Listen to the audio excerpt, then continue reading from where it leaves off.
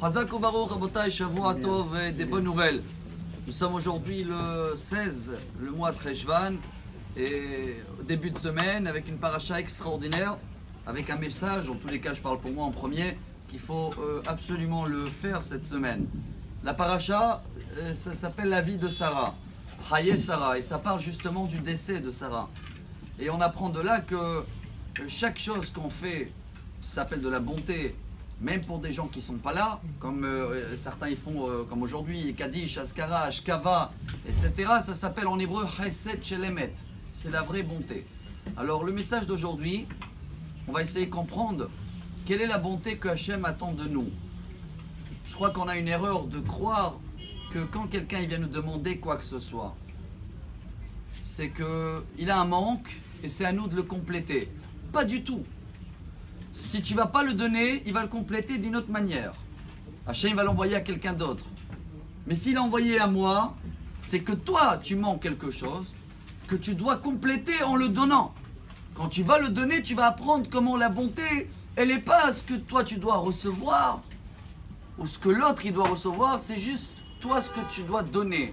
Ça, Abraham, il nous apprend de faire dans notre vie, et vous avez bien vu l'histoire de la paracha, malgré son âge, malgré son état de santé, malgré la chaleur, malgré les invités qui n'étaient pas de chez nous, il a couru pour donner à eux, même plus dans ce qu'ils pouvaient recevoir. C'est la même paracha cette semaine, chers amis.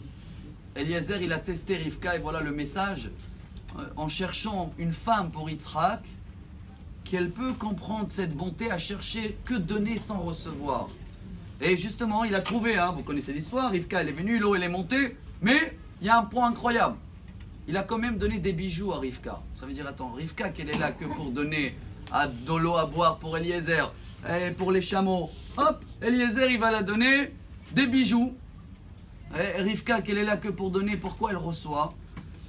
Dans les commentaires, il y a une explication très belle, mais il ne nous reste même pas une minute. Alors aujourd'hui, c'est juste un petit point pour qu'on médite dessus. Il y a les mesures les bijoux, pas les mesures, la quantité d'or qu'il y avait. Et vous calculez, vous voyez que c'est exactement la même valeur de Mahatzit à Shekel. Vous vous rappelez la demi-pièce qu'il fallait donner chacun du peuple d'Israël pour pouvoir compter combien on est. Et Rivka, elle voulait nous faire comprendre un message.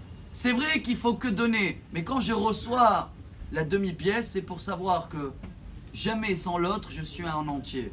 Hachem nous demande de nous compter toujours. Amène-toi un demi et toi une demi-pièce. Ensemble, vous formez un. Alors à partir d'aujourd'hui, chaque fois que je vois quelqu'un qui est en face de moi, ou quelqu'un qui est plus dans ce monde, il faut qu'on pense à le donner sans chercher un retour.